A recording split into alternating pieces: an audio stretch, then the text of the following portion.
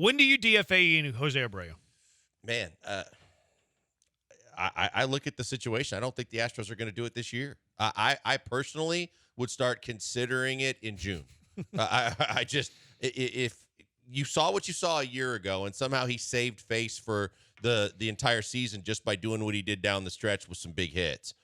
But then to come back and do the same thing, only worse to start this year, if we start getting into June and he's still this bad, I know it's a hard pill to swallow for Jim Crane and the fact that he didn't have a GM. It was basically on him and Bagwell and the money that he threw out. But if it is truly about winning, like he says, and he's that bad, he's got to go. I'd say in June. Yeah. I think you're still a ways away because, John Singleton, you're DFAing him before you're DFAing Jose Abreu. So there's still, he's not the worst player on the roster. Some might argue that. Some might say John Singleton's better than Jose Abreu right now. And you might be right. But if they got rid of one, they would get rid of Singleton before they got rid of Abreu. So I still think we're a ways away. I have a really tough time believing that they do it this year. I agree. Because he's still got next year under contract. I think that they're going to, the earliest I could possibly see them move on from Abreu is you'd make a trade in July for a first baseman. Jose Abreu's not doing anything for you on the bench because he can only play first base and DH. He's not hitting. Mm-hmm. So what's the point of DHing him and playing at first base every now and then if you trade for a first baseman? The only way I can see him being DFA'd this season is if they acquire, and I'm not even talking about Loperfido. I'm talking about somebody who's outside of the organization, whether it's Brandon Belt, whether it's via trade. That's the only way I can envision Jose Abreu being DFA'd this year. Yeah, I look at it personally and say the June answer. I look at it from an Astros perspective, and I don't think there is an answer this season. I think that Crane is going to be hell-bent. You might see him have another back issue. You might see him do what they did last year and give him kind of a clear your head, work on whatever you need to work on, but don't worry about playing in games for a while again, trying to save face and hope he can find it again. But I just think because of the finances, they're not going to do anything with him this year except for maybe put him on the IL and there's a possibility to demote him. But from an organizational standpoint, I can't see them doing anything this season. See, I think the finances is absolutely right. It's true. I don't think it's great operating process, though, or operating procedure. You're going to pay him regardless. You're paying him no matter what. And if you're paying him to give you below average play at first base, you are willing to put a player out there who you know is awful, not very good, and is hurting you, hurting your team. You're going to have to pay him either way. So do you want to put somebody out there when you're paying them to give you below average play at first base, or do you pay them and then try to make an additional move, spend some money at bad money, so you can at least elevate the production you're getting from the position? Look, I believe that they should spend a little bit more to get some return on the investment that you can't get from the player that you spent too much on. But, their hard evaluation is going to be, can he find it again? Because last year, a lot of people thought he was done when he was so bad for 3/4 of the year. And then they blamed it on the back, or if there was a back issue, that's what they finally used to put him on the IL. When he came back, he looked like a different player for a small window of time. So now are you saying that it's so far gone that there's no way he's ever going to get it back? Or if you're the owner who writes the checks and because you made the move, you believe he can find it again, and I don't know that he's going to want to broach that subject of the point of no return. If I'm running the team, I'm signing Brandon Belt, and I'm going to let Belt and Abreu platoon at first base the rest of the year or until the deadline if I'm not getting production there, and then I'm looking for my new first baseman. And the new first baseman next year could be Yainer Diaz, quite frankly. It could be Joey Loperfido. It could come from within the organization. But keeping Jose Abreu in the lineup every day is costing your team production. You're going to pay him regardless. Let's just be honest. He's worse than Maldi right now. For everybody that said that there was an out waiting to happen with Maldonado at the bottom of your lineup a year ago, right now he's less than 200. He has no pop, where Maldi, if nothing else, he gave you double-digit home runs the last couple of seasons, as bad as he was and as many at-bats as he threw away. Right now, for as much as everybody at the start of the season said we're finally escaping that out at the bottom of the lineup and getting away from Maldonado offensively, you're kind of right back in it until you figure out what you're going to do with him. Yeah, if I can play devil's advocate, though, for 1 second, maybe if this is completely ludicrous, tell me to dismiss it. But we're talking about a 12-game sample size. Kyle Tucker had a 12-game sample size in the playoffs where he hit just as poorly as Jose Abreu is hitting now.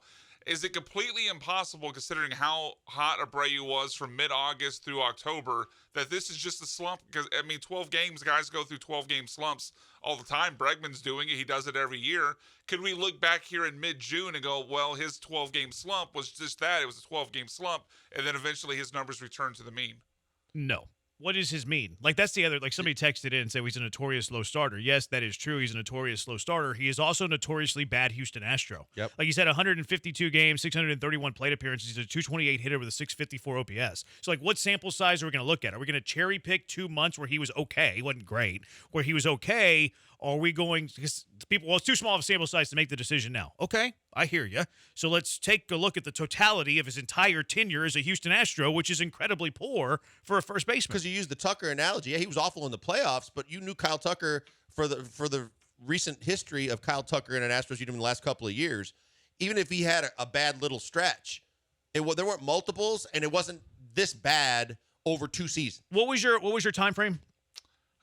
Last year? It was whenever he came back from the injured list. It was mid-August through the playoffs. Through the Okay, so August 23rd through end of year, Jose Abreu hit 248 with an 845 OPS. You would love an 845 OPS. His home run and RBI, when you look at returning from the injured list, then you add on the playoffs, both of those on-pace numbers are astronomical.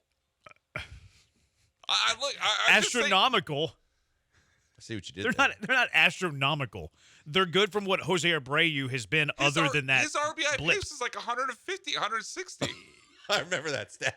That's a lot of that's that is because astronomical. I'm not saying he could actually produce that, but I'm saying it is but on RBIs pace. RBIs is it's a dependent variable statistic. Like, you need other people to up your total for his RBIs. His home run total, though, his home run on pace was also I'm cool looking at home too. runs. I don't like looking at RBIs when we're talking about fair. a player's productivity or a player's what you project them to do. Like, home runs is fine. I like the OPS number. Yeah, obviously. OPS number is good. The average is not great. 248. No, but I'd take it. But if he had pop OPS at all, over average, because at the end of the year he finally had pop that you need out of a first baseman. If you're holding out hope for that, like let's say you're holding out a hope, because the Astros are going to hold out hope. Yeah, we know every guy on their this roster play. has had a slump longer than 12 games. We know we have. Jose Abreu's not 12 games though. Like this was last year. I'd be with you if it wasn't such a clear, separation from pre-injured list to post-injured list. Like, as soon as he came back, it was like a switch got flipped. Last year, when did he start treading water?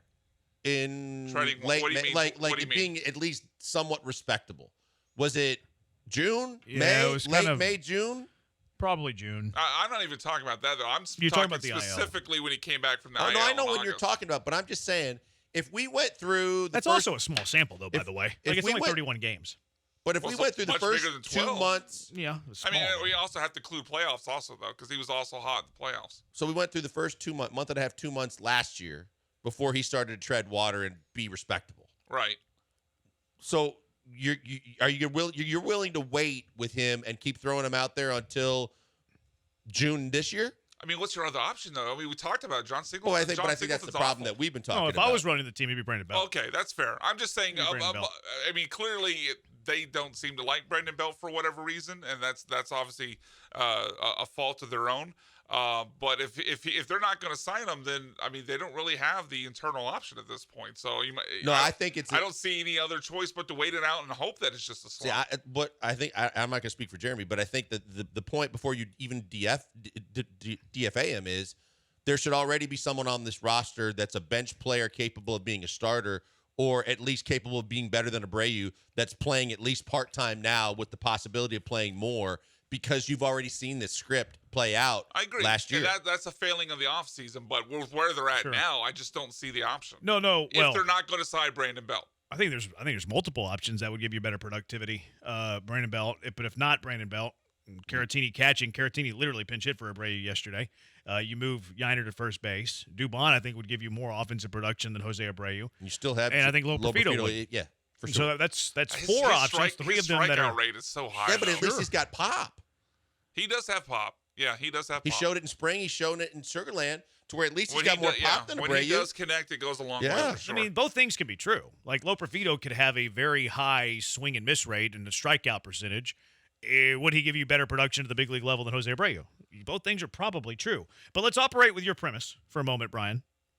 If we're operating with that mindset, hey, injured list, got him hot for the final 30 games plus the playoffs.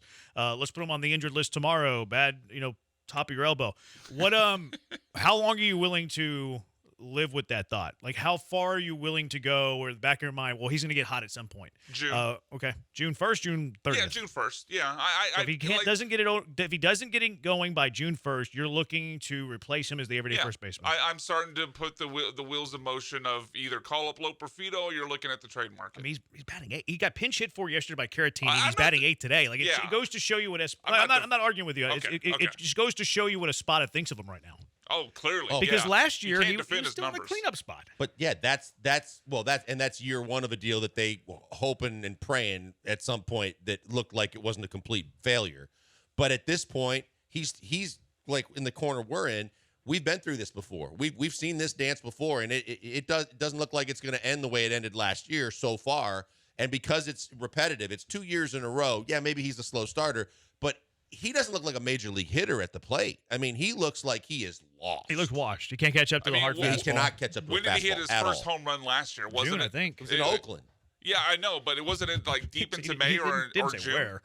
No, I'm just saying. I know it was later. It was like, I want to say it was in June, and it was in Oakland. And he sprinted around the bases and slid into the dugout. So, I think it was June. That's kind of my overall point. Like, we saw this example last year. Obviously, there was the injury variable in there as well. But even after a long stretch of him not being productive, not looking a major league like a major league hitter. Gosh, I can't get the word out. He wasn't on a heater either. A heater. He wasn't on a heater. But when he came back, he was on a heater, and obviously was much more productive.